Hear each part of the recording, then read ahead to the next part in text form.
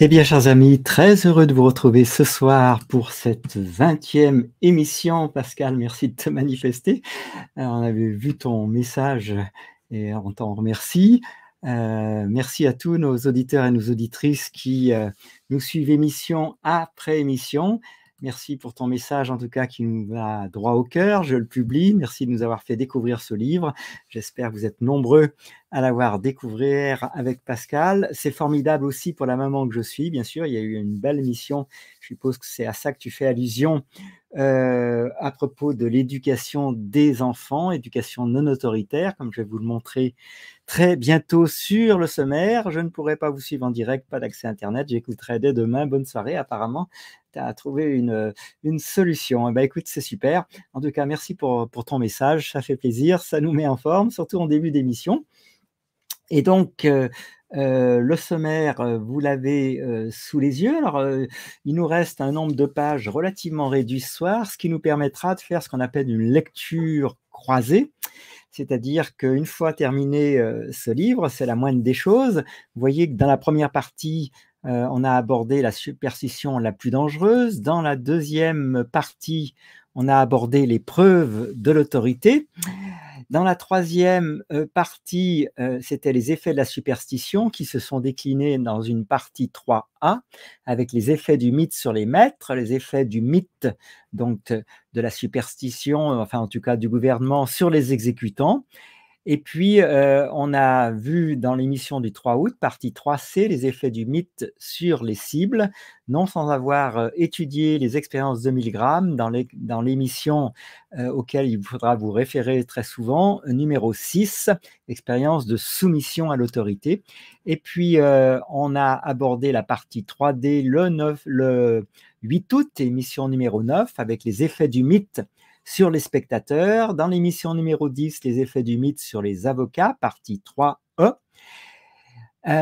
Et puis, vous voyez que on a abordé le 17 août la partie 4 avec la vie sans superstition. Alors évidemment, c'est très passionnant de voir comment on peut envisager une vie ensemble radicalement différente. Et donc, nous en arrivons aujourd'hui à ces deux thèmes qui nous restent à traiter, qui sont l'acceptation de la réalité et puis la punchline revue et corrigée.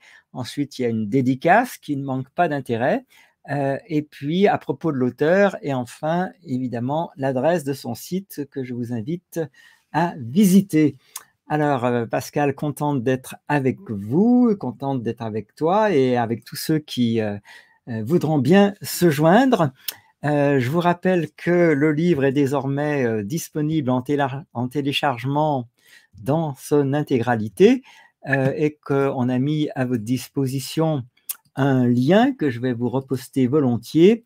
Donc, le livre en téléchargement, il représente les 200 pages de traduction de la version anglaise. Alors, en version française, il prend un peu moins de place, mais en tout cas, c'est 200 pages de la version anglaise. Donc, je vous mets le lien de façon à ce que vous puissiez télécharger ce livre si ça n'est déjà fait. Si vous avez Firefox, ça va être assez simple, ça va aller droit dans le dossier de téléchargement de votre ordinateur et si c'est le même menu chez vous que chez moi, vous allez trouver dans la barre de menu de Firefox la rubrique outils et dans la rubrique outils téléchargement qui vous permettra de localiser le livre que vous aurez téléchargé. Alors, pour les smartphones, c'est sans doute un peu différemment. Je vous laisse trouver comment faire. Donc, on a également maintenant la possibilité d'avoir sous les yeux ce livre que vous aurez téléchargé directement à l'écran. Vous le voyez actuellement sous vos yeux. On va agrandir un petit peu les choses pour que ça soit plus lisible. Et donc, comme vous le voyez, ce document PDF, c'est un petit rappel, il est navigable. Donc, ça vous permettra d'utiliser les nombreuses fonctionnalités qu'il contient, c'est-à-dire que vous voyez que émission numéro 20, jeudi 31 août, à savoir aujourd'hui à 20h, est suivi d'une petite flèche jaune. Si vous cliquez sur cette flèche jaune, regardez ce qui se passe, je le fais pour vous, eh bien on se retrouve dans le tableau des vidéos.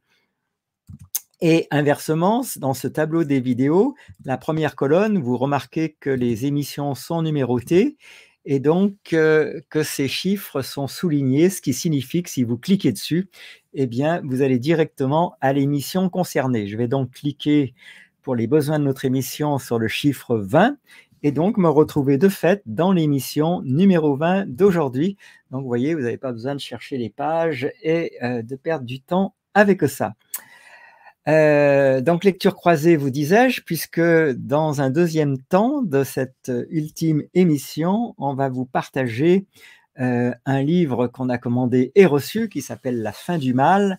Alors il va sans dire que je vous encourage chaudement à l'acheter et à le commander. Et donc il se trouve que le dernier chapitre de ce livre porte le nom du livre, La fin du mal. Donc on va vous le partager également en lecture à haute voix lorsqu'on en aura terminé avec l'ouvrage en cours qui s'appelle, comme vous le voyez sous les yeux, The Most Dangerous Superstition. Alors tous ceux qui nous rejoignent, n'hésitez pas à vous manifester sur le chat. C'est un grand plaisir de vous saluer et de vous compter parmi nous. Et puis on va passer donc à notre sujet du moment qui s'appelle donc, comme vous le voyez à l'écran, l'acceptation de la réalité. Les étatistes, je vous rappelle que ce sont les partisans du gouvernement qui sont ainsi dénommés, disent souvent « Montrez-moi un exemple de société sans gouvernement, entre guillemets anarchie, qui a fonctionné. Montrez-moi un exemple de société sans gouvernement qui a fonctionné. » Bien sûr, comme ils parlent de sociétés composées presque entièrement d'autoritaires endoctrinés, une société humaine sans classe dirigeante est rarement envisagée et encore moins tentée. Pourtant, les étatistes utilisent le fait qu'ils n'ont jamais essayé la vraie liberté, parce que le concept est complètement étranger à leur façon de penser, comme preuve qu'une société sans État ne fonctionnerait pas. Ce serait un peu comme si un groupe de médecins médiévaux qui utilisent tous des sanctus pour soigner tous les maux soutenait « Montrez-moi un seul cas où un médecin a guéri un mal de tête sans utiliser de sanctus ». Bien sûr, si aucun d'entre eux n'avait jamais envisagé d'autres traitements que les sanctus, il n'y aurait pas d'exemple de méthode alternative efficace. Mais cela témoignerait de l'ignorance des médecins et non de l'inefficacité des traitements qui n'ont jamais été essayés. Alors merci de participer efficacement en postant effectivement les mots, les expressions employées. Pascal, ça dure jusqu'au bout, cette espèce de proposition que je vous fais, de noter les mots, les expressions employées. Alors, le mot que j'ai noté pour ma part, parce qu'il revient tout le temps, c'est le mot étatiste, partisan de l'État. Et puis, évidemment, j'ai retenu le nom de l'animal, sanctu, voilà, utilisé en médecine à une certaine époque. Merci de nous rejoindre, César, c'est volontiers qu'on te salue. Bonsoir les amis, avec une et 100. Voilà, et donc bienvenue à toi. Alors on est déjà démarré dans ce premier paragraphe. On a parlé également de l'ignorance des médecins s'ils ne connaissaient que les sanctus comme moyen de traitement. Et puis on a parlé de l'inefficacité des traitements employés. Voilà pour ce premier paragraphe. Alors, s'il y en a d'autres comme César et Pascal, et merci à eux, merci de vous manifester sur le chat. Je vous rappelle que c'est l'émission ultime de cette aventure de cet été qui prend fin ce soir. On y a pris beaucoup de plaisir et surtout un grand intérêt dans tout ce qu'on a découvert grâce à ces émissions, puisque c'était une découverte autant pour nous que pour vous. On les a découvertes à partir de ce livre, plutôt de cette série de vidéos consacrée à Marc Passio concernant la loi naturelle. Donc vidéo 1, 2, 3, 4, 5, comme vous l'avez à l'écran. On en a même fait une playlist. Donc la playlist, vous la trouvez sur la chaîne YouTube sur les pas de Pierre et Léna. Et les vidéos sont quant à elles sur la chaîne YouTube de Jeanne Traduction. Mais en fait, vous n'avez pas à vous en soucier. Il suffit de cliquer dans la playlist sur les vidéos concernées et vous arrivez directement au bon endroit. Et il se trouve que dans l'émission numéro 3, dans la vidéo numéro 3, vous la voyez à l'écran, eh bien, Marc Passio, en fait, nous partage les ouvrages qui, selon lui, devraient être absolument lus. Et donc, je vous rappelle ce qu'il nous disait à ce moment-là et ce qui nous a conduits tous ensemble dans cette grande aventure. Alors, on l'a déjà diffusé hier soir, on va recommencer ce soir. L'amour est présent, que la connaissance est assimilée, qu'elle a été comprise et que nous comprenons que nous sommes souverains et que nous exprimons la propriété de soi et la maîtrise de soi, quel état se manifeste dans la société? La liberté. La voici. La liberté ne peut se manifester que lorsque ces conditions préalables sont réunies. Elle ne peut pas se manifester par magie, par d'autres moyens. Si nous disons que nous voulons être libres, c'est le chemin que nous devons prendre.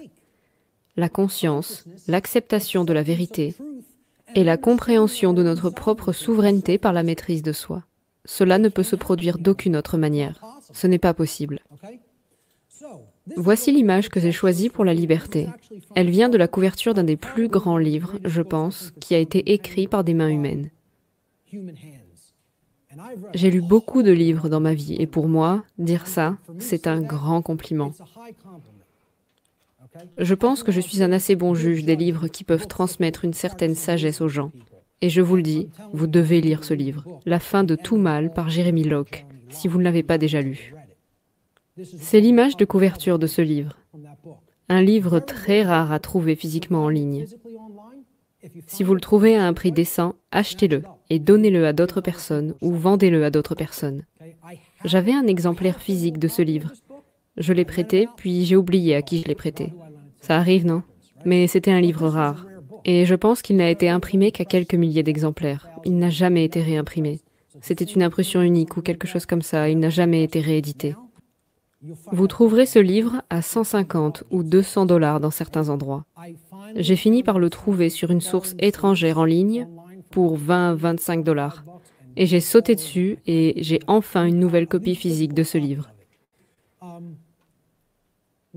Un autre livre est celui de Larkin Rose, La superstition la plus dangereuse. Si on devait détruire tous les autres livres, je garderais ces deux-là. Ils sont à ce point importants. C'est l'image de couverture de ce livre avec des chaînes brisées qui retenaient la terre en captivité. Je pense que c'est une bonne image qui représente ce qu'est la liberté. Il ne s'agit pas de ma liberté, il s'agit de notre liberté. Il s'agit de la liberté pour tous les êtres. Et devinez quoi? Quand je dis notre, c'est en relation avec la Terre. Cela ne signifie pas seulement les êtres humains, cela signifie tous les êtres, y compris le règne animal. Donc, l'aspect positif de l'expression externe est la liberté, ce que j'appelle l'anarchie externe. C'est-à-dire qu'extérieurement, il n'y a pas de dirigeant, il n'y a pas de conditions de maître et d'esclave. C'est ce que l'anarchie signifie réellement, l'absence d'esclavage. C'est ce que ça signifie vraiment. Voilà donc pour ce petit rappel d'où sont parties nos émissions qui, comme vous le montre notre sommaire, eh bien, elles ont démarré il y a maintenant un certain temps, puisque vous voyez que dans le sommaire, on répertorie chaque date d'émission. Et c'est grâce donc à Marc Passio, et encore merci à lui, que nous avons lancé cette aventure le 20 juillet 2023. 20 juillet 2023. Alors, je vous encourage vivement, évidemment, à utiliser notre playlist pour découvrir, en prenant des notes de préférence, parce que c'est comme ça qu'on intègre les choses, les 5 vidéos sur la loi naturelle. Et puis, vous allez évidemment davantage, selon nous, profiter de ces vidéos, puisque ça, c'est au passage la playlist qu'on a constituée des 20 émissions, dont celle-ci que vous êtes en train de regarder. Et donc, vous allez davantage profiter de ces vidéos en ayant connaissance des 2 livres dont il vient de parler. Vous allez voir que c'est une transformation d'une version lue ou écoutée pour vous en une version conférence, format conférence avec des diapositives. Et donc, tout ça forme un tout qui est fort précieux pour nos avancées. Alors, vous voyez qu'on est aujourd'hui dans ce paragraphe, l'acceptation de la réalité. J'espère que vous aurez aimé découvrir Marc Passio. Et donc, nous poursuivons avec maintenant le 2e paragraphe. Mais le point le plus important est que l'anarchie est ce qu'elle est. Dire que la société ne peut exister sans gouvernement est exactement aussi raisonnable que de dire que Noël ne peut exister sans le Père Noël. La société existe déjà sans gouvernement, et ce, depuis le début. Ce sont les gens qui ont imaginé une entité ayant le droit de gouverner, en hallucinant une chose appelée autorité, qui ont fait que l'histoire de l'humanité a consisté en grande partie en oppression, en violence, en souffrance, en meurtre, et, c'est moi qui rajoute, il faut bien le dire, en pagaille. Donc, petit résumé avec les mots, les expressions employées de ce 2e paragraphe. J'ai bien retenu le dernier mot de pagaille. Et puis, la comparaison avec le fait de dire que Noël ne peut exister sans le Père Noël. Donc, Noël ne peut exister sans le Père Noël. Un peu long à noter, mais on va le faire. Et puis, n'hésitez pas à poster les expressions que vous avez retenues. Ne peut exister sans le Père Noël. Alors, c'est une comparaison qui lui est chère. Elle est revenue plusieurs fois tout au long du livre. Et de la même façon, eh bien, la société existe déjà sans gouvernement, et ce, depuis le début. On a encore employé le mot d'anarchie. Un mot qui, finalement, est souvent mal perçu ou mal compris par beaucoup d'entre nous. Et puis, on a évoqué évidemment, une fois de plus, toutes les conséquences incroyables qu'ont eu le fait d'halluciner cette chose appelée autorité. Et donc, ça vient émailler toute l'histoire de l'humanité, encore une expression employée, cette histoire qui a été émaillée d'oppression. Donc, autant dire que c'est guère réjouissant. Et c'est la raison pour laquelle nous sommes ensemble ce soir, pour trouver des solutions. Ça a évolué en oppression, en violence, en souffrance, en meurtre et en pagaille. Donc, il faut bien comprendre les motivations que nous avons à partager cet ouvrage.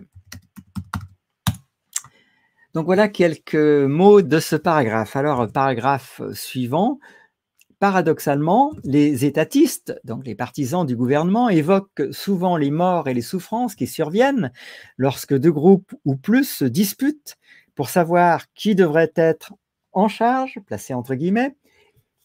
Donc je reprends, paradoxalement, les étatistes évoquent souvent les morts et les souffrances qui surviennent lorsque 2 groupes ou plus se disputent pour savoir qui devrait être en charge, qualifient cette situation d'anarchie et la cite comme preuve que sans gouvernement, il y aurait le chaos et la mort. Discutez autour de vous, vous allez voir que c'est ce qu'on va vous opposer très fréquemment aux idées développées dans ce livre.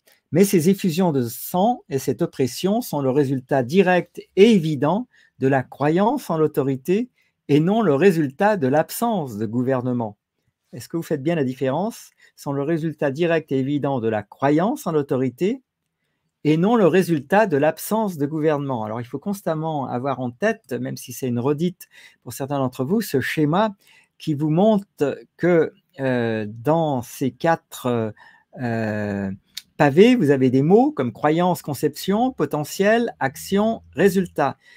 Comme vous le voyez, chaque flèche indique que le pavé suivant est engendré en quelque sorte par le précédent, mais comme c'est bouclé, le système se renforce lui-même. Ce qu'il ne faut pas oublier de lire, c'est le petit commentaire au-dessous qui vous dit que le potentiel que nous mobilisons et les résultats que nous obtenons, vous voyez ces deux mots à l'écran, font partie d'un processus dynamique qui commence, c'est le mot commencer qui est essentiel pour la compréhension, qui commence par quoi? Par une croyance. Autrement dit, comme je l'ai fréquemment mentionné, ce schéma serait bienvenu représenté plutôt comme une pyramide qui est pilotée au sommet, en son sommet, par la croyance. La croyance engendre les capacités que nous pensons ensemble. Je vous rappelle la phrase de Virgile, ils croient parce qu'ils croient qu'ils peuvent, ils peuvent, donc pouvoir, le potentiel, capacité, ils peuvent parce qu'ils croient qu'ils peuvent, et évidemment, votre potentiel débouche sur vos comportements et vos actions, lesquels engendrent des résultats qui vont venir ne faire que renforcer vos croyances. Donc voilà, petit retour sur ce schéma qu'il est important d'avoir toujours en tête tout au long de la lecture de l'ouvrage. Alors merci pour vos participations sur le chat, tels que les mots sans gouvernement de Pascal. Je vous rappelle que c'est toute la raison de la lecture de ce livre, c'est d'arriver à s'imaginer un monde sans gouvernement et par conséquent sans tout ce qu'engendre le gouvernement, et on vous a partagé les mots d'oppression, de violence, de souffrance, de meurtre et de pagaille. Merci aussi pour le partage des mots chaos et du mot de la mort. Et puis,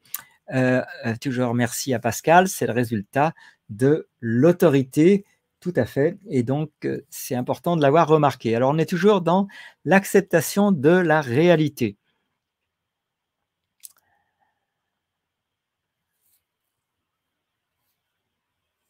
Alors, paradoxalement, est-ce que je suis bien au bon endroit? Tout à fait. Donc, on entame un plus long paragraphe, comme vous le voyez à l'écran.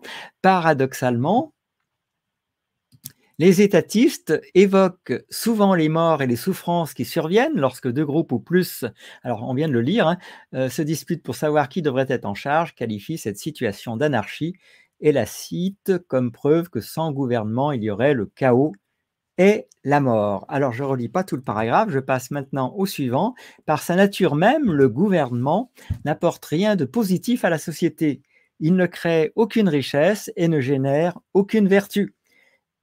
Écoutez bien cela, par sa nature même, le gouvernement n'apporte rien de positif à la société. Il ne crée aucune richesse et ne génère aucune vertu. Il ne fait qu'ajouter de la violence immorale et l'illusion que cette violence est légitime. Chaque mot, on peut le peser dans la force et dans ce qu'il exprime. Permettre à certaines personnes de dominer toutes les autres par la force. Et c'est tout ce que fait le gouvernement.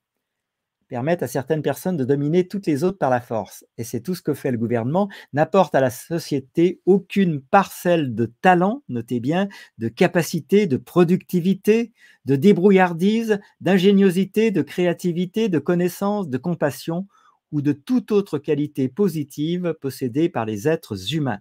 Au lieu de cela, il étouffe et limite constamment toutes ces choses par le biais de ses lois coercitives.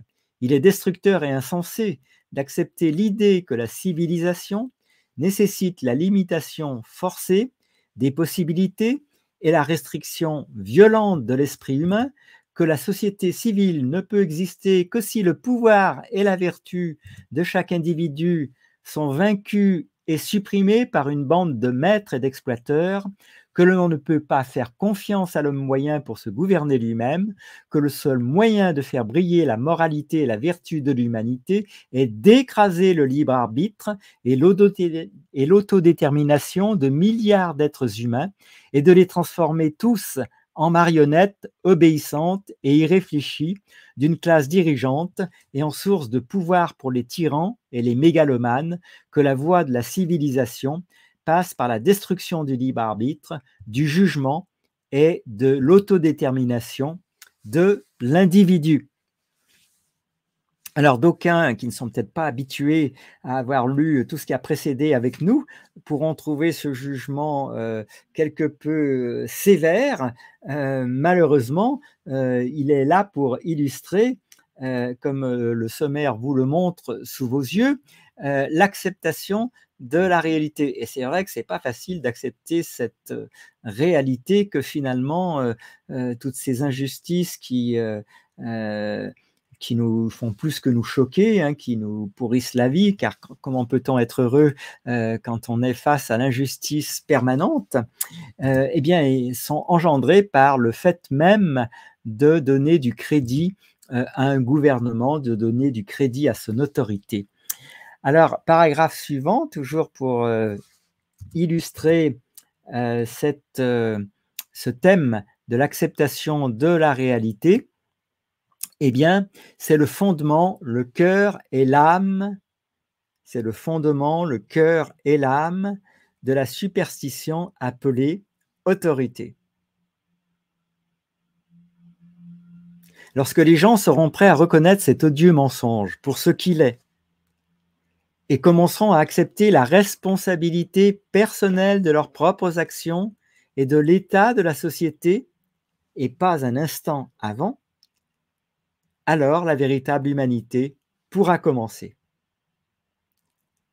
Et vous allez voir que grâce à la lecture croisée du jour, à savoir la lecture d'un chapitre du livre La fin du mal, eh bien, selon l'auteur Jérémie Locke, ce jour, c'est déjà aujourd'hui. Les gens peuvent souhaiter désespérément la paix sur terre jusqu'à ce qu'ils aient le visage bleu, mais ils ne la verront jamais, à moins et jusqu'à ce qu'ils soient prêts à en payer le prix en abandonnant une vieille superstition fatiguée. Alors, merci Pascal pour le mot, effectivement, responsabilité personnelle. Je fais partie de ce dernier paragraphe. On a entendu parler, oui, la véritable humanité pourra véritablement commencer, quelque chose qui est très, je trouve, stimulant, qui donne de l'espoir. Il faut se souvenir qu'on a vraiment besoin de retrouver, alors je crois que c'est Maître Divisio qui appelle ça l'espérance, mais en tout cas, tellement de gens sont désabusés par tout ce à quoi ils assistent qu'évidemment, c'est faire bien trop d'honneur à ceux dont cela sert les intérêts, que nous soyons désabusés, quoi. Alors, parmi les expressions employées, il y avait cette aspiration de nombre d'entre nous, c'est la mienne, je suppose que c'est la vôtre, de la paix sur terre, jusqu'à ce qu'ils aient le visage bleu. Je ne sais pas si c'est l'effet de la traduction, on ne prend pas tout à fait bien l'expression. On a encore employé, évidemment, dans ce paragraphe, le mot autorité pour signifier que tout ceci, c'est le fondement, le cœur et l'âme de la superstition. Autrement dit, l'autorité est la plus dangereuse, la croyance en l'autorité est la plus dangereuse des superstitions. Alors, j'espère qu'effectivement, cette vieille superstition est désormais bien fatiguée, ce qui nous permet de passer au dernier paragraphe de ce premier thème, la solution à la plupart des maux de la société.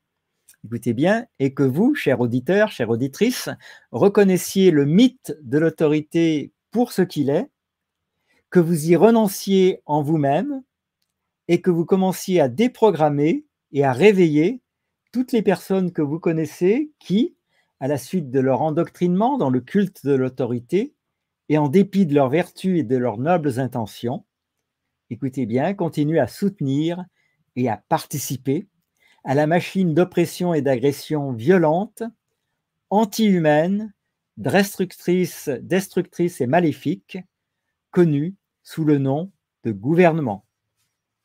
Donc il est bien important pour nous tous de retenir que le gouvernement est avant tout une machine d'oppression et d'agression violente, anti-humaine, destructrice et maléfique, et que tout ça, c'est ça qui s'appelle le gouvernement. Donc je vais noter ce mot, qui est évidemment le mot qui revient le plus souvent dans ce livre, compte tenu de son sujet, et que ce gouvernement est en réalité une véritable machine d'oppression et d'agression violente. Je vais me contenter du début de la phrase. Et on a évoqué évidemment dans ce paragraphe également le mythe de l'autorité, qui est tout le sujet de ce livre. Et vous avez compris que l'enjeu pour tout cela, eh bien, c'est de renoncer à notre endoctrinement et de nous déprogrammer, d'abandonner nos vieilles croyances et de comprendre que la majorité d'entre nous sommes dotés d'une véritable vertu, de nobles intentions, mais que nous avons un paradoxe à résoudre pour ceux qui ne l'ont pas encore résolu, à savoir d'arrêter de soutenir et de participer à cette machine d'oppression et d'agression violente. Alors la punchline, eh bien on y arrive, hein, c'est dans ce paragraphe qui va clôturer le bouquin. On pourrait dire qu'en quelque sorte, cette punchline, pour employer des mots plus français, je sais que ça choque certains, les expressions anglaises, eh bien ça serait le mot de la fin de l'ouvrage. Alors profitez-en, parce qu'après tout ce temps passé ensemble, je crois que ça prend une valeur toute particulière. Ça représente pour vous et pour moi une forme d'effort, de comprendre les choses, de trouver des solutions et de participer évidemment d'une manière bien plus vertueuse à notre monde plutôt que de soutenir les pires de notre espèce. Alors, la punchline ou le mot de la fin, la punchline revue et corrigée, contrairement à ce que l'on a appris à croire à presque tout le monde, le gouvernement n'est pas nécessaire à la civilisation. Alors, je crois qu'on ne le répétera jamais assez, et ce que illustre bien la réflexion de César, élection piège à con.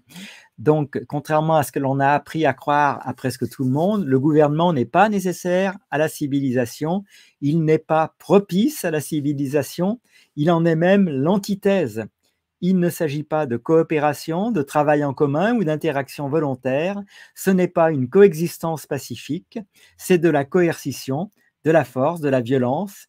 Il s'agit d'une agression animale, dissimulée par des rituels pseudo-religieux et cultuelle, destinée à la faire paraître légitime et juste.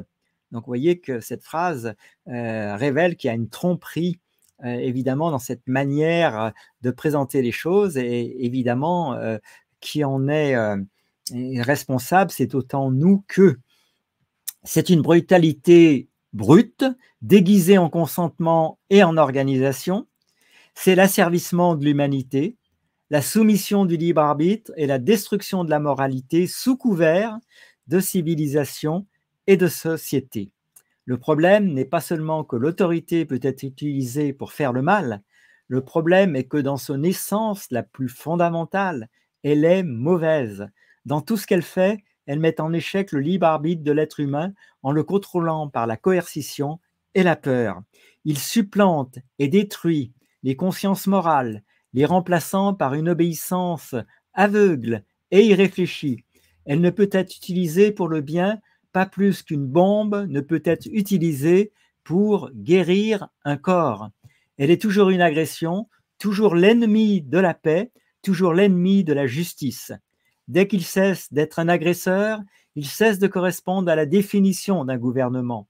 Il est, par sa nature même, un meurtrier et un voleur, l'ennemi de l'humanité, un poison pour l'humanité. En tant que dominateur et contrôleur, dirigeant et oppresseur, il ne peut être rien d'autre. Donc, vous voyez un paragraphe très fort dans tout ce qu'il affirme pour entamer le thème de la punchline revue et corrigée. C'est vrai que c'est important d'employer les choses par leur nom, même s'il est parfois difficile d'admettre qu'on s'est fait gruger pendant des années et des années, faute d'avoir les éléments de compréhension, peut-être l'expérience de vie, que sais-je, parce que j'y arrive, je dois le confesser, bien tard, à 68 ans, à la découverte de ce livre, mais il n'est jamais trop tard, évidemment, pour tenter d'apprendre, de comprendre et surtout d'apporter autant que faire se peut le bien. Alors, vous voyez que contrairement à ce que l'on a appris à croire à presque tout le monde, le gouvernement n'est pas nécessaire à la civilisation. C'est la phrase d'introduction de ce chapitre, de ce thème. Et un gouvernement signifie, ne l'oublions jamais, l'asservissement de l'humanité, la soumission du libre arbitre et la destruction de la moralité, vous voyez, sous couvert de grands mots qui abusent ceux qui n'ont pas envie de réfléchir au-delà de ces grands mots tels que civilisation et société. Donc, vous voyez que le problème n'est pas seulement que l'autorité peut être utilisée pour faire le mal, le problème est que dans son essence la plus fondamentale, elle est mauvaise.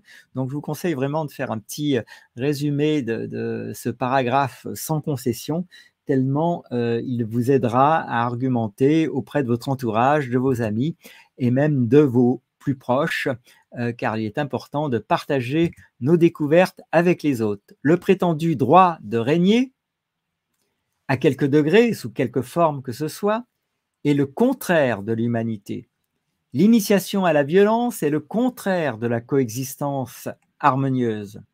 Le désir de domination est le contraire de l'amour de l'humanité. Cacher la violence sous des couches de rituels complexes et de rationalisation auto-contradictoire et qualifier la brutalité brute de vertu et de compassion ne change rien à ce fait. Prétendent à de nobles objectifs, dire que la violence est la volonté du peuple, ou qu'elle est commise pour le bien commun, ou pour les enfants, ne peut pas transformer le mal en bien. Légaliser le mal ne le rend pas juste. L'assujettissement d'un homme par la force à un autre, quelle que soit la manière dont il est décrit ou exécuté, n'est pas civilisé et est immoral. La destruction qu'elle provoque, l'injustice qu'elle crée, les dommages qu'elle cause à chaque âme qu'elle touche, auteur, victime et spectateur, ne peuvent être annulés en l'appelant loi ou en prétendant qu'elle était nécessaire. Le mal, quel que soit son nom, reste le mal. Alors merci pour l'expression retenue par Pascal, à savoir contraire à l'humanité, le prétendu droit de régner. Et puis, bah oui, l'État tue, comme nous le mentionne César. Et c'est sans doute le paragraphe précédent. En tout cas, ce principe d'autorité est mauvais dans son essence fondamentale. L'autorité est mauvaise dans son essence fondamentale. C'est immoral et injuste. Alors, ceux qui prétendent vouloir mener une vie morale vont devoir réfléchir davantage, puisque la dernière phrase dit en une ligne ce qu'il faut bien retenir: le mal, quel que soit son nom, reste le mal. Alors, on arrive presque à la fin de ce livre, savourez chaque mot. Le message ultime est très simple. Toute l'histoire enregistrée le crie, mais peu de gens jusqu'à présent se sont permis de l'entendre. Ce message est le suivant, et vous voyez que c'est en caractère gras à l'écran. Si vous aimez la mort et la destruction, l'oppression et la souffrance, l'injustice et la violence, la répression et la torture, l'impuissance et le désespoir, les conflits perpétuels et les effusions de sang, alors apprenez à vos enfants à respecter l'autorité et enseignez-leur que l'obéissance est une vertu. J'espère que vous comprenez bien cette phrase. Si en revanche, vous appréciez la coexistence pacifique, la compassion et la coopération, la liberté et la justice, alors enseignez à vos enfants les principes de la propriété personnelle, apprenez-leur à respecter les droits de chaque être humain et apprenez-leur à reconnaître et à rejeter la croyance en l'autorité pour ce qu'elle est, la superstition la plus irrationnelle, la plus contradictoire, la plus anti-humaine, la plus maléfique, la plus destructrice et la plus dangereuse que le monde n'ait jamais connue.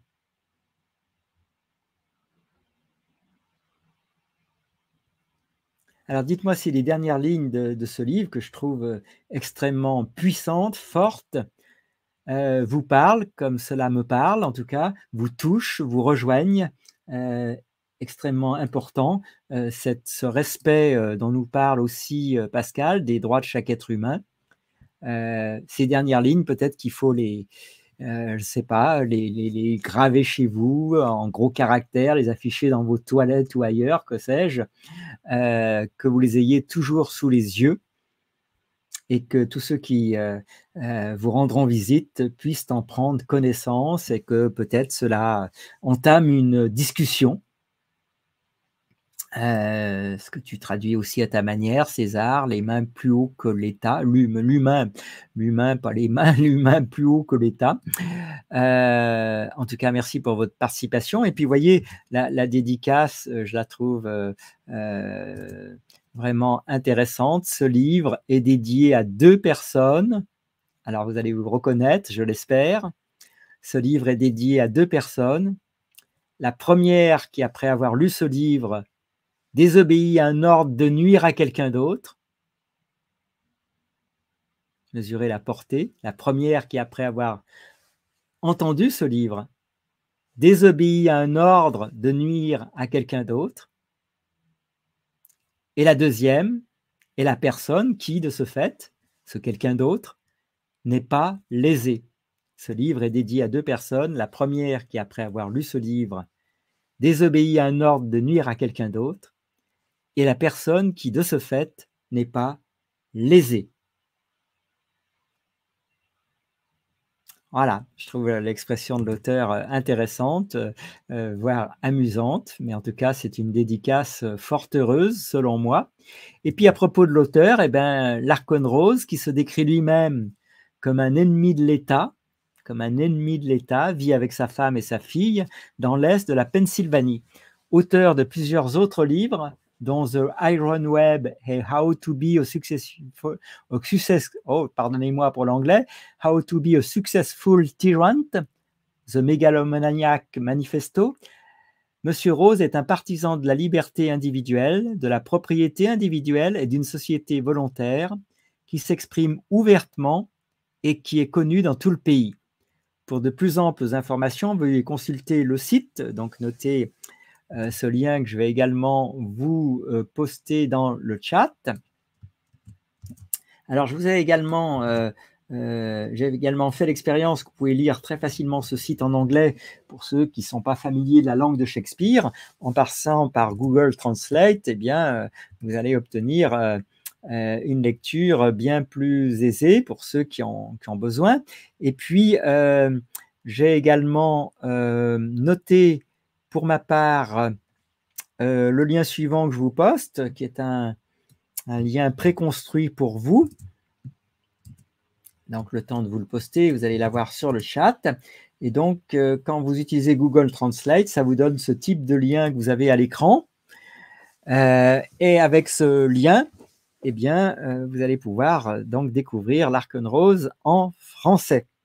Alors, je reviens sur les droits d'auteur qu'on avait déjà mentionnés en toute première émission. Ça va être la manière de clôturer ce livre et de vous donner toutes les permissions nécessaires.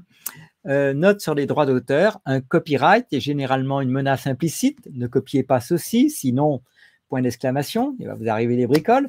Bien que j'espère que ceux qui aiment ce livre m'en achèteront d'autres exemplaires. C'est vrai qu'il est toujours en vente, entre autres choses, en passant par le site. Si quelqu'un le copiait sans ma permission, ce qui a été notre cas d'une certaine façon, je ne me sentirais pas justifié pour autant d'utiliser la force contre cette personne ou contre mon propre gouvernement ou celui d'autrui. En revanche, si quelqu'un gagnait beaucoup d'argent en fabriquant et en vendant des copies pirates, je pourrais devenir méchant. Mais si j'ai déposé un copyright sur le livre, c'est avant tout pour que personne d'autre ne puisse le faire et ainsi utiliser la violence de l'État pour m'empêcher de le distribuer. Voilà, j'espère que ce livre vous aura nourri à différents niveaux, aura renforcé ou peut-être mis des mots sur des choses que vous sentiez déjà à l'intérieur de vous-même. C'est important de nommer les choses, de mettre des mots sur les choses. C'est vraiment très important. Et la manière de se quitter, ça va être de vous partager un chapitre incroyable pour vous faire sentir que c'est pas pour dans 1000 ans tout ça.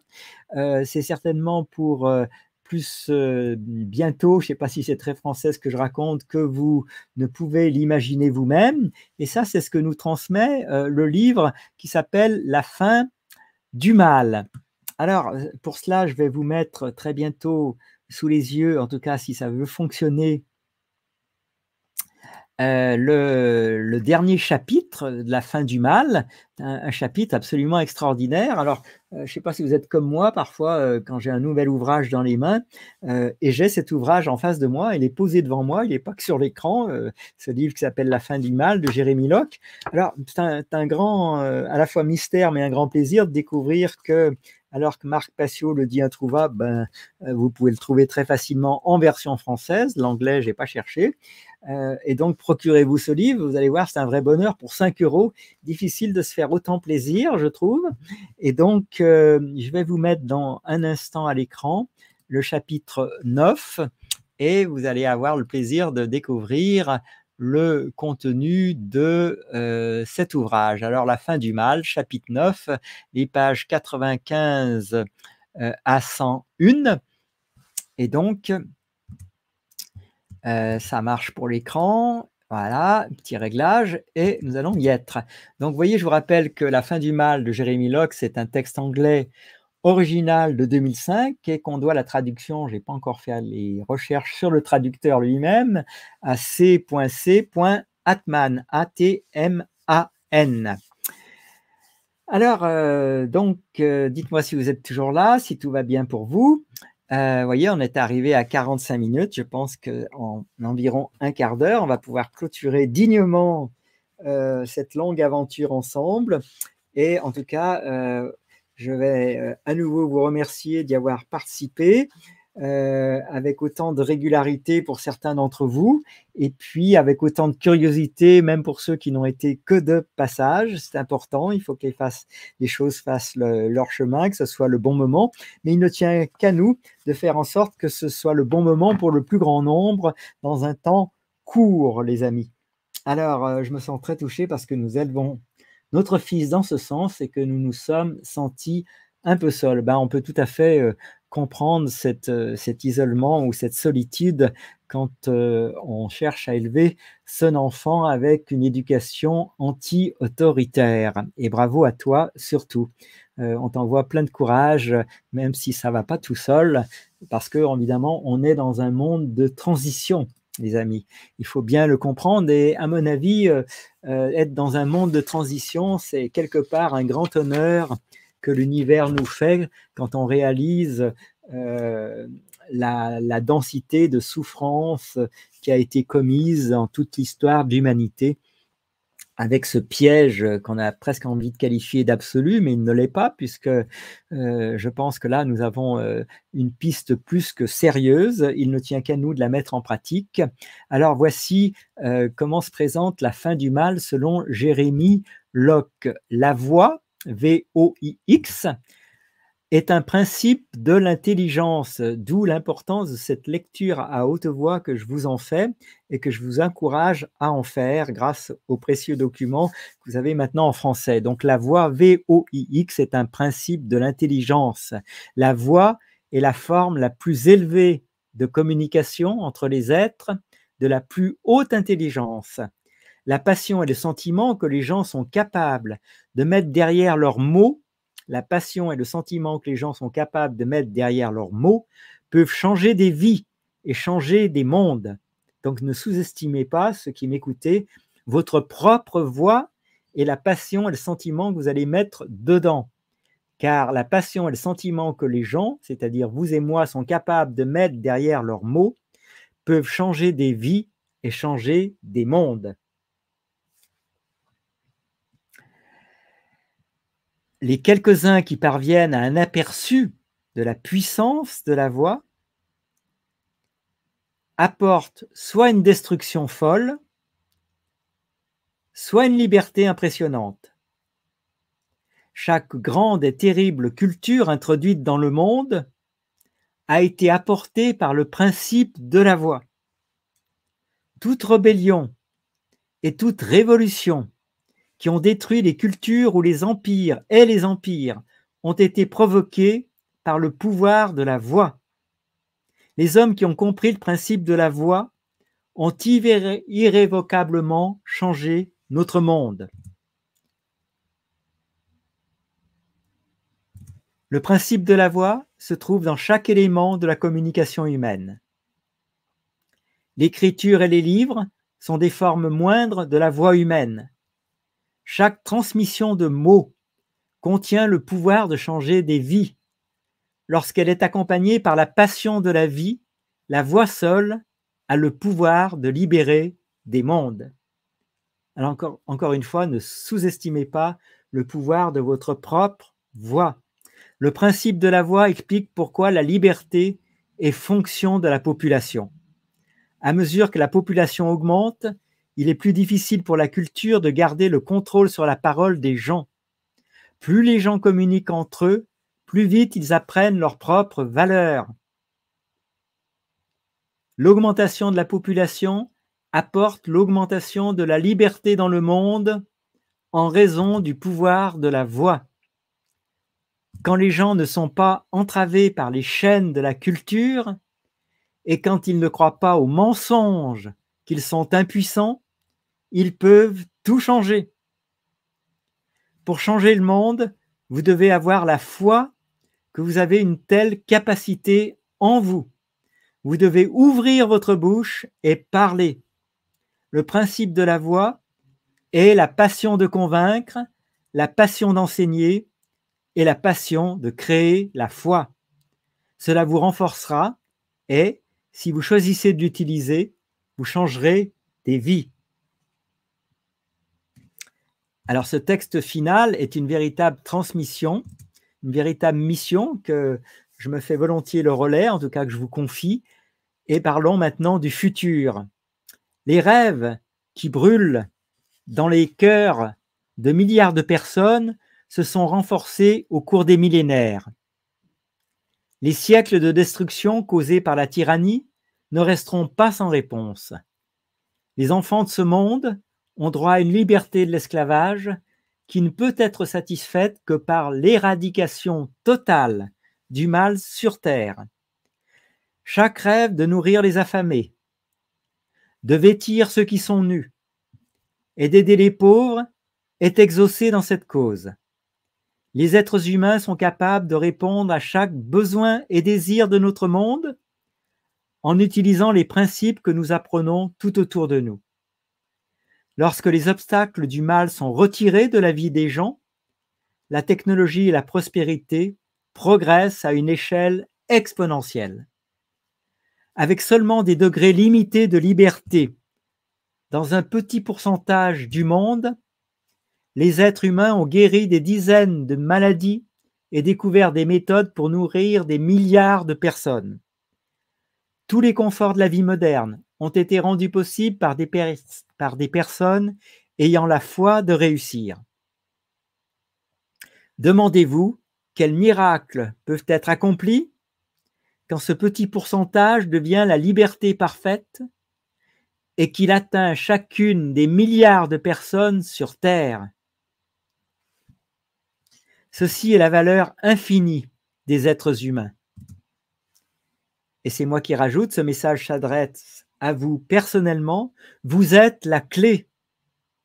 Le progrès de la liberté dans notre monde progresse en remettant en question la culture de l'autorité. La technologie et la preuve de la grande expérience américaine sont entre nos mains. Pour défier le mal, il ne reste plus qu'à ouvrir votre bouche et dire aux gens du monde que le rêve de la liberté est réel.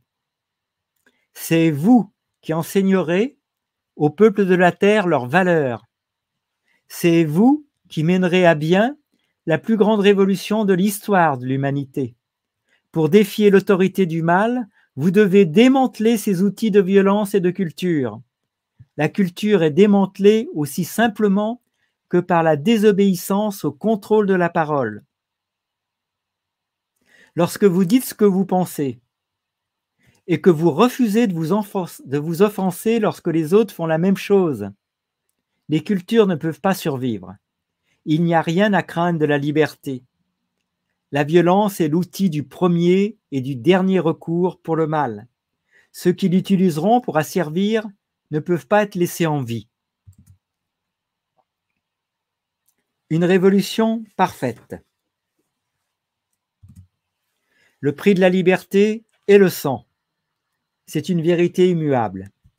La raison en est que le mal ne se soucie pas si vous vivez ou mourrez.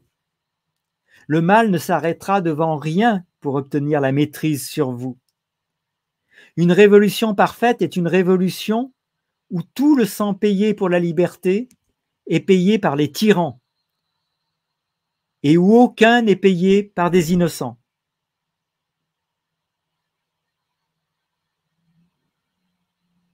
Il n'y a que 3 types d'actions qu'une personne peut entreprendre. Celle qui exerce la liberté, celle qui la défend et celle qui la détruit. La culture enseigne la noblesse de détruire la liberté par des concepts tels que la primauté de la loi. En même temps, elle enseigne l'immoralité de défendre la liberté à l'aide de concepts tels que l'autorité policière.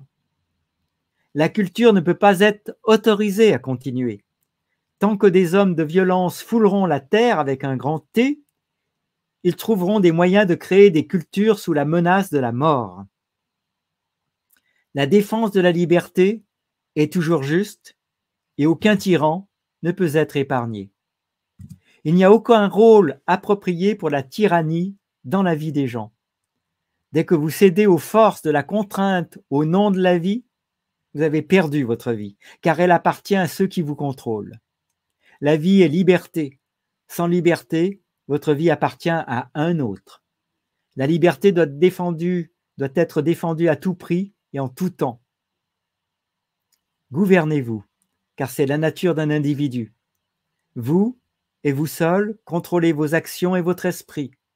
Ceci est correct, approprié et juste. Vous avez la responsabilité de défendre votre liberté en tout temps. Si vous ne le faites pas, elle sera détruite. Céder la défense de votre liberté à un autre est une invitation absolue à la tyrannie.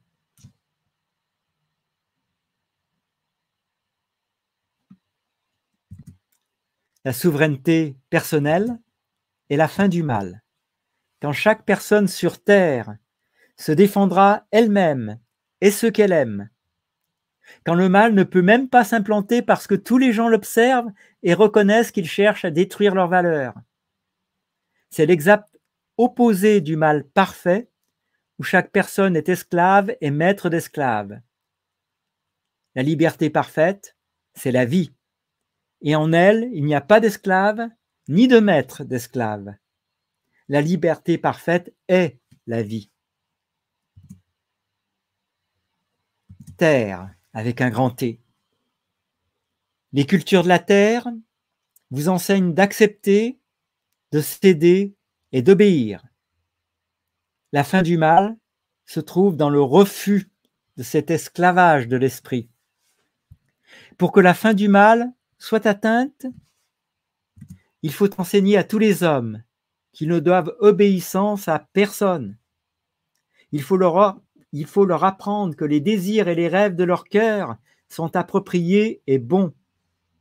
Il faut leur enseigner que chaque once de joie qu'ils recherchent peut être obtenue pour eux-mêmes et pour ceux qu'ils aiment. C'est l'anticulture pour libérer l'esprit des gens. Les cultures sont établies d'abord par le contrôle de la parole. La condamnation de la parole est généralisée dans les cultures les plus fortes. La condamnation de la parole est généralisée dans les cultures les plus fortes. La fin du mal apportera la défense de la liberté d'expression dans chaque maison et dans chaque communication. La culture enseigne que la parole apporte l'offense. Au lieu de cela, vous devez voir que la parole apporte une perspective dans l'esprit d'un être humain.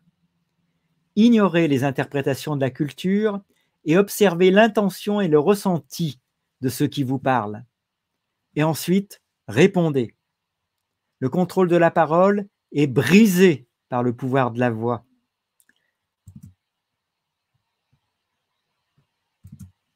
À la fin du mal, les gens ne peuvent pas tolérer la contrainte et l'usage de la force. Les erreurs de l'histoire se trouvent là où les gens ont permis l'établissement de la culture. Dans tous les cas, il était connu que cette mise en place détruirait la liberté. À la fin du mal, la tyrannie ne sera pas tolérée.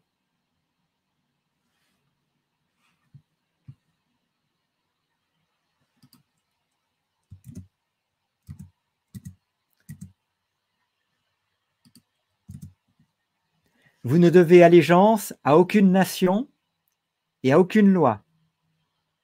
Vous êtes un être d'une valeur infinie et pleinement capable d'échapper à la servitude du mal.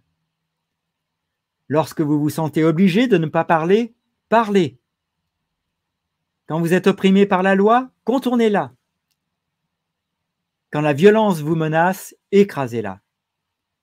Rappelez-vous les leçons de la technologie. La technologie est le fruit de la liberté. La technologie favorise l'humanité aux dépens de l'autorité. Regardez tout ce qu'ils font pour tenter de nous brider. Un simple exemple de cela est l'extraction de l'économie du contrôle des nations. La réglementation étouffe l'activité économique, en la rendant extrêmement coûteuse, lourde et complexe pour les novices voulant vendre des produits et des services. La réponse est la technologie. Les activités Internet, telles que les services de listage ordonné, seront fusionnés avec les enchères de produits sur une plateforme ouverte et universelle. Nous savons déjà comment la technologie peut réduire les frais de vente et rendre celle-ci plus facile pour tout le monde. Les leçons pour éviter l'extorsion et le contrôle sont également déjà apprises. La mise en réseau mondial par peer-to-peer, c'est-à-dire, pour ceux qui ne sont pas familiers de ce mot, la technologie de réseau, dite aussi en poste à poste ou pair à pair, permettant l'échange de données entre des ordinateurs reliés à Internet sans passer par un serveur central. Donc, les leçons pour éviter l'extorsion et le contrôle sont également déjà apprises. La mise en réseau mondial par peer-to-peer garantit qu'aucune autorité ne peut éteindre un serveur pour démanteler l'activité économique. Cette dispersion des cibles économiques empêchera les gouvernements d'imposer la taxation et le contrôle. Rendre les nœuds peer-to-peer anonymes à l'aide d'une puissante technologie de cryptage rendra extrêmement difficile pour l'autorité d'infliger une violence excessive aux individus dans le but d'imposer des exemples d'obéissance. La stéganographie dans les protocoles établis tels que le HTTP rendra impossible la désactivation de communications spécifiques sans désactiver toutes les communications. La fusion des ventes aux enchères publiques et des marchés avec des réseaux peer-to-peer stéganographiques anonymes enlèvera à jamais le contrôle de l'économie des mains des autorités extorqueuses. Avec de telles technologies, les gens peuvent acheter et vendre quoi que ce soit sans l'ingérence des gouvernements et des mafias. De plus, les gouvernements ne seront pas en mesure d'imposer la tenue de registres fiscaux puisque, au lieu d'un plus petit nombre d'entreprises privilégiées par le gouvernement, chacune des milliards de personnes sur Terre s'occupera directement de son économie. La population et la technologie écrasent le mal. Quels autres dispositifs peut-on imaginer pour libérer les gens de la tyrannie du communisme, du terrorisme, du socialisme, de la démocratie, de la violence et de la culture? Avec un esprit humain, il n'y a pas de limite à l'imagination et à l'invention. Lorsque la technologie et l'innovation auront vaincu le contrôle autoritaire, la liberté disponible engendrera des progrès astronomiques. Une once de liberté peut apporter une once de technologie. 2 onces peuvent en apporter 10. Une personne libre peut apporter une idée d'innovation. 2 personnes libres peuvent en apporter une centaine. La liberté totale pour tous n'apporte rien de moins que des possibilités infinies. La portée de la vitesse de l'avancement humain peut être vue au travers des milliers d'années de l'histoire, avec des gains modestes en matière de liberté et des gains modestes en matière de technologie. Au cours des quelques derniers siècles, la technologie a explosé. Avec chaque degré de liberté atteint, le savoir humain se développe de manière exponentielle. Alors les amis, comment ça vous parle tout ça? Bonsoir Muriel, merci de nous avoir rejoints, merci pour votre courtoisie sur le chat. Merci pour vos réflexions. Ça aide à mieux s'approprier un texte. Quand on voit comment l'État a mis la main sur des jeux d'argent, notamment en ligne, on peut s'interroger sur son intégrité et son honnêteté. Merci de ton partage. Là, on parle également avec Pascal de décentralisation. Ensuite, le mal ne pourra pas triompher. Liberté et foi en Jésus-Christ, nous dit Muriel. Merci pour ton partage. Même le climat, c'est une connerie. Il s'enregistre sur cela. Donc, vous voyez qu'on a moultes exemples autour de nous de tout ce qui se trouve exprimé dans ce livre que vous avez sous les yeux, La fin du mal. Alors, peut-être que le dernier paragraphe, puisque c'est le dernier thème en tout cas de ce livre et également la clôture de cette émission. J'aimerais que ça puisse, en tout cas c'est mon vœu le plus cher, se graver dans tous les esprits, ne serait-ce que le titre du chapitre, à savoir « Vous avez une valeur infinie ». Et quand on referme le livre, c'est la dernière page du livre, alors là que je n'ai pas mis au format PDF pour vous le passer à l'écran, mais je commence par la fin avant de vous lire le dernier paragraphe. Ce livre n'enseigne qu'une seule leçon, depuis je la place et je la passe à tous ceux que je rencontre. Vous avez une valeur infinie. Alors j'ai souvent des grands yeux qui s'ouvrent, parfois d'incrédulité, mais qu'à cela ne tienne, je fais mon travail avec ma propre voix, et si vous le dites avec conviction, nul doute que vous allez apporter des changements bien plus considérables que vous n'êtes vous-même capable de l'imaginer. Vous avez une valeur infinie. Avec la liberté, tout est possible. La technologie, la santé, la richesse et la connaissance sont toutes des facettes du pouvoir. Chacun d'entre eux améliore la vie des êtres humains. Les fruits de la liberté sont tout ce qui est bon et ils apportent la paix, la prospérité et la joie. Vous vivez après l'ère des guerres et la seule étape restante dans le modèle de la liberté est de répondre à la question qui demeure dans l'esprit des gens à travers le monde. Les mensonges des millénaires n'ont pas arrêté la soif inextinguible de liberté qui grandit dans le cœur de chaque personne sur Terre. Les gens sont prêts à prendre la liberté qui leur revient de droit. Ils n'ont qu'à entendre que la liberté est possible, que la liberté est réelle. Vous êtes la clé. Souvenez-vous, vous êtes la clé. Pour enseigner au peuple de la terre la valeur qu'ils ont en eux-mêmes, vous n'avez qu'à parler et leur dire que toute bonne chose est à leur portée. Vous avez seulement à leur dire que la gloire de la liberté est réelle et qu'elle leur appartient. Cette guerre est déjà gagnée, le mal est déjà handicapé, chaque être humain sur terre est prêt à se lever et à laisser les chaînes qui le retenaient tomber en poussière. Ce monde sera libre. Si vous pouvez voir votre propre valeur, alors tenez-vous debout. Vous êtes appelés à la liberté.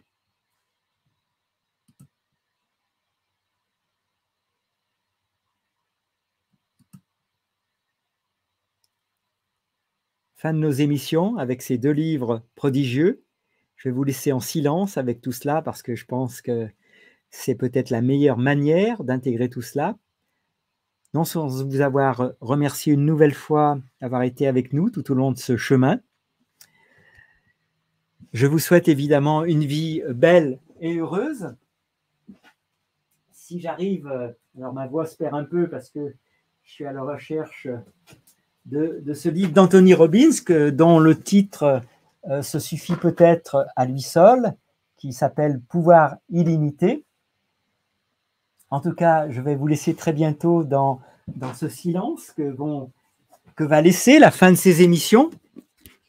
Et je voudrais vous souhaiter, en utilisant ces mots d'Anthony Robbins,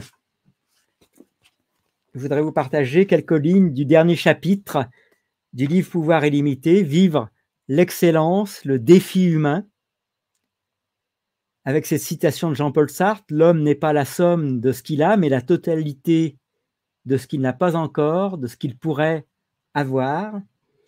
Et je vais faire mien ces mots de Tony Robbins. Nous avons fait, les amis, une longue route ensemble, plus d'une vingtaine d'heures. À vous de décider jusqu'où vous irez maintenant. Je vous ai donné les outils, les techniques et les idées qui peuvent changer votre vie. mais ce que vous en ferez dépend totalement de vous.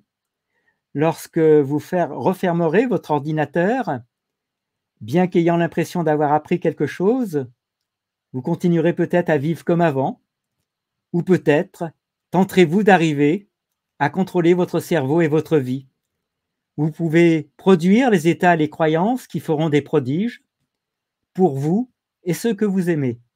Mais cela n'arrivera que si vous le faites arriver. Revenons un instant à ce que vous avez appris de plus important. Vous savez désormais que l'outil le plus puissant dont nous disposons sur cette planète est le bioordinateur qui se cache dans notre boîte crânienne.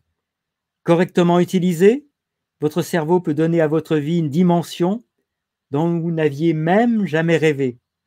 Vous avez appris la formule fondamentale de la réussite. Connaître vos objectifs, agir, développer l'acuité sensorielle grâce à laquelle vous saurez ce que vous obtenez et changer de comportement jusqu'à ce que vous ayez obtenu ce que vous désiriez. Vous êtes conscient de vivre à une époque où tous peuvent réussir, mais où seuls y parviennent ceux qui agissent. Quelles que soient vos connaissances, elles ne vous suffiront pas. Des tas de gens ont en main les mêmes informations, mais seuls ceux qui se sont engagés dans l'action sont arrivés à de fabuleuses réussites et eux seuls ont changé le monde. Vous avez appris combien il est important d'avoir des modèles. Vous pouvez tirer des leçons de vos expériences, avancer par tâtonnement ou accélérer incroyablement le processus en apprenant à suivre des exemples. Tout résultat obtenu par un individu est le produit d'un ensemble spécifique d'actions répondant à une syntaxe spécifique. En vous conformant aux actions internes, mentales et externes physiques de ceux qui ont réussi là où vous voulez réussir, vous gagnerez un temps précieux. Quelques heures, quelques jours ou quelques années, cela dépend de la nature de la tâche entreprise. Vous survivront pour apprendre ce qu'ils ont mis de longs mois ou de longues années à découvrir. Et là, on ne peut que penser à certains qui peuvent être des modèles pour nous, tels que Alice de la chaîne Pourquoi pas, tels que Guylaine Langto et bien d'autres encore.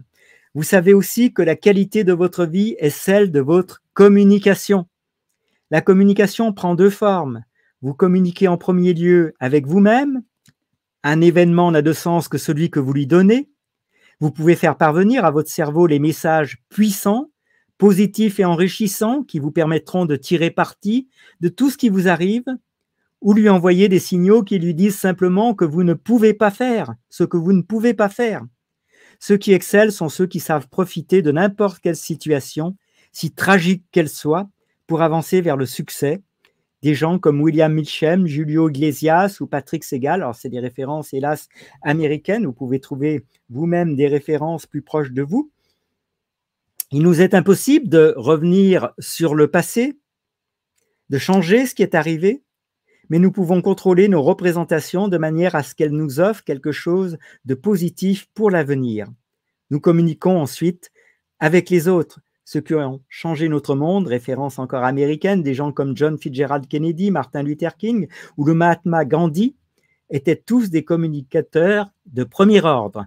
Vous pouvez vous servir de tout ce qu'il y a dans ces livres ou dans ces émissions pour découvrir ce que les autres désirent et maîtriser ainsi l'art de la communication.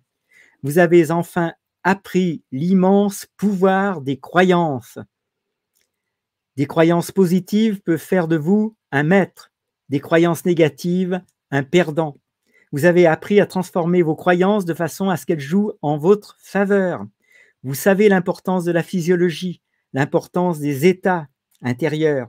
Vous connaissez la syntaxe et les stratégies que les gens suivent et vous avez appris à établir un rapport de sympathie avec tous ceux que vous rencontrez. Vous avez découvert les techniques qui permettent de restructurer les schémas et de créer des points d'ancrage. Ça, c'est plus spécifique à l'ouvrage.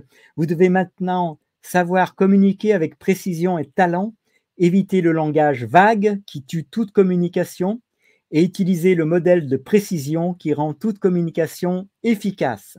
Vous avez en main les 5 clés qui ouvrent les portes de la réussite et vous connaissez les métaprogrammes, ça encore c'est spécifique au livre, et les valeurs d'après lesquelles s'organise le comportement individuel. Je ne m'attends pas à ce que vous soyez complètement transformé après avoir entendu ces émissions.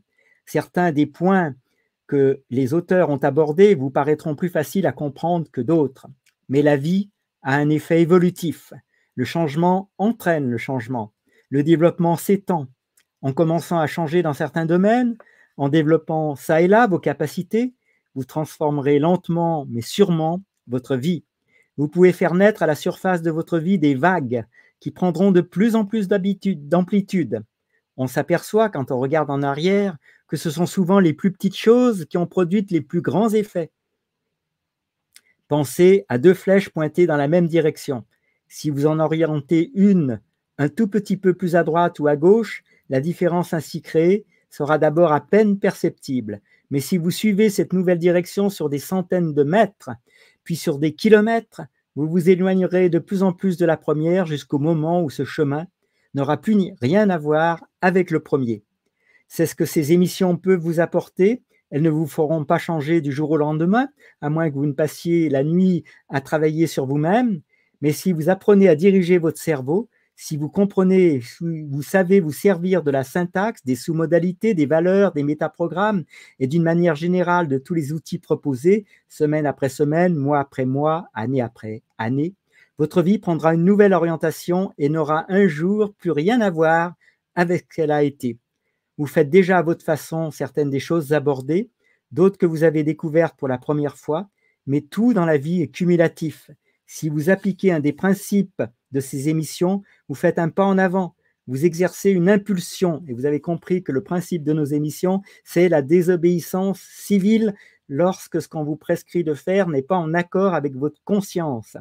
Vous exercez une impulsion qui va créer une force. Toute force produit un effet, un résultat. Tout résultat produit s'ajoute au précédent pour nous entraîner dans une direction, et toute direction conduit à une destination. Voici maintenant venu le moment de vous poser une dernière question. Dans quelle direction êtes-vous actuellement engagé?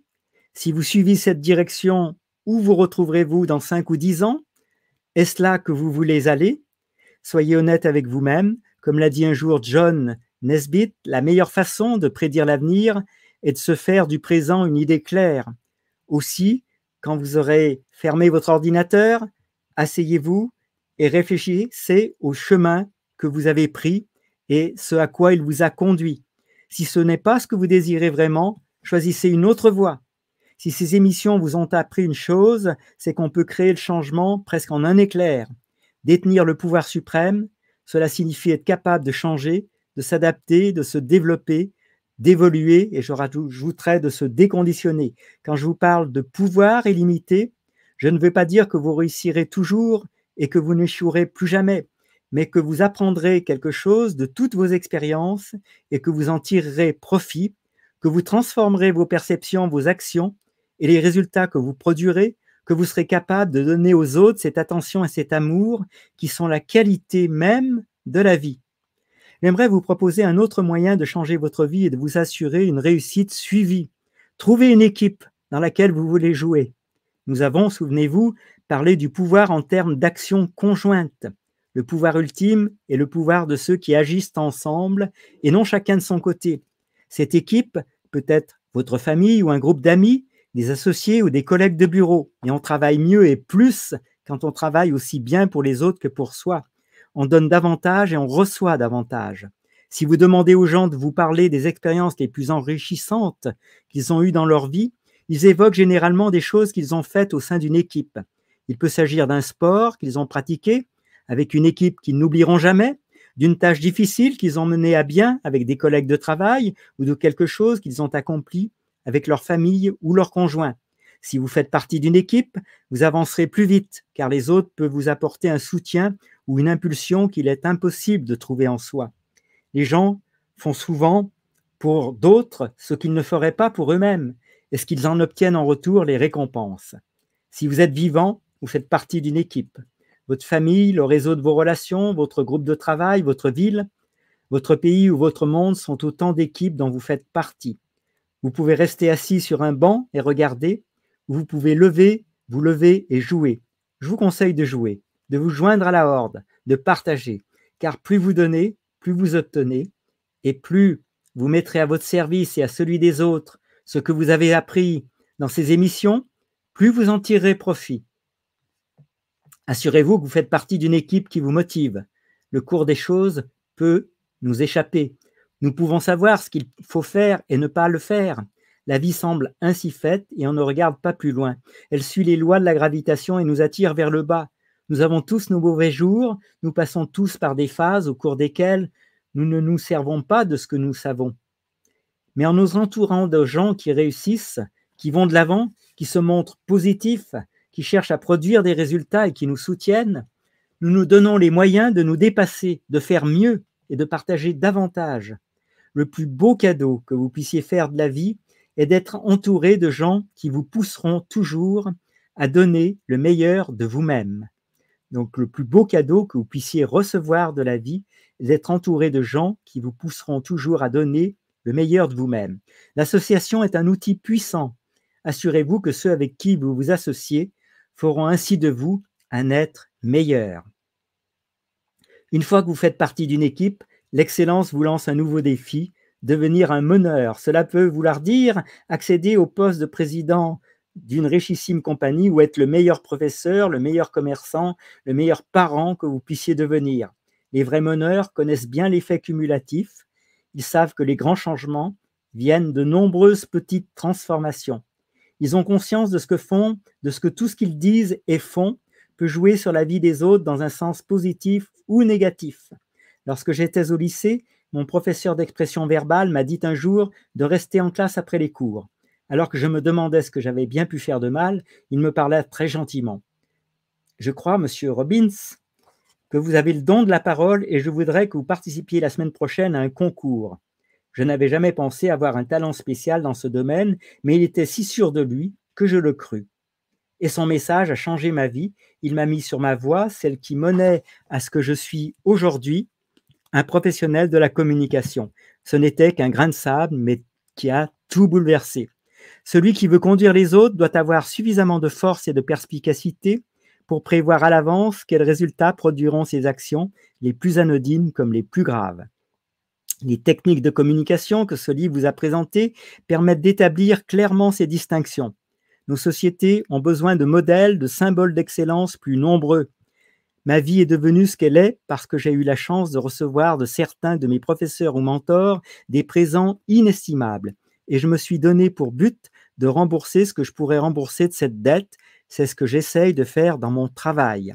Mon premier mentor m'a appris que le bonheur et la réussite n'étaient pas le résultat de ce que nous avons, mais de la façon dont nous vivons. C'est de ce que nous faisons avec ce que nous possédons que dépend la qualité de la vie, et nos gestes les plus anodins peuvent être ceux qui marqueront les différences les plus importantes. C'est ce qu'il m'a expliqué avec l'exemple du cireur de chaussures. Un homme cire vos bottes dans la rue, tout en frottant, il siffle et vos bottes brillent. Son travail et la manière dont il l'accomplit ajoutent de la valeur à votre vie. Aussi, quand vous plongez la main dans votre poche pour en sortir quelques pièces et que vous vous demandez s'il faut lui donner 1 ou 2 francs, n'hésitez pas. Choisissez toujours le chiffre le plus élevé. Vous ne le faites pas seulement pour lui, mais aussi pour vous. Si vous ne lui donnez qu'1 franc, chaque fois que vous regarderez vos bottes ce jour-là, vous vous direz « Comment ai-je pu être aussi mesquin ?» Si vous lui en donnez 2, vous aurez une autre idée de vous-même, une idée meilleure. Pourquoi ne décideriez-vous pas de toujours tendre une pièce ou 2 à ceux qui font la quête pour une cause ou une autre, ou de téléphoner de temps à autre à vos amis pour leur dire « Je t'appelle sans raison précise, simplement pour te dire que je pense à toi. Je ne veux pas te déranger, je veux seulement que tu saches combien tu comptes pour moi. » Ou d'envoyer systématiquement un mot de remerciement à ceux qui ont fait quelque chose pour vous. Pourquoi ne consacreriez-vous pas consciemment quelques heures à chercher ce que vous pourriez faire pour tirer plus de joie de votre vie en ajoutant de la valeur à celle des autres? La qualité de la vie réside dans la façon dont nous passons le temps, ce temps dont nous disposons tous. Nous pouvons nous embourber dans la routine ou faire de chaque instant un instant unique. Les 2 francs du cireur semblent bien peu de choses, mais chacun de ces petits gestes assure l'idée que vous vous faites de vous-même une action puissante. Ils affectent les représentations internes que vous avez de votre propre personne et par là, la qualité de vos états et de votre vie. J'ai appliqué ce précepte et j'en ai été récompensé. C'est une philosophie qui enrichit la vie. Je la soumets à votre examen. Alors, ce chapitre est un peu plus long que je ne le pensais. Je vais sauter à la fin. En attendant, je vous remercie de vouloir apprendre, de vouloir progresser, de vous développer et de m'avoir permis de partager avec vous quelques-uns des principes qui, je l'espère, vont transformer ma vie. Puisse votre quête de l'excellence humaine porter ses fruits et ne jamais s'arrêter.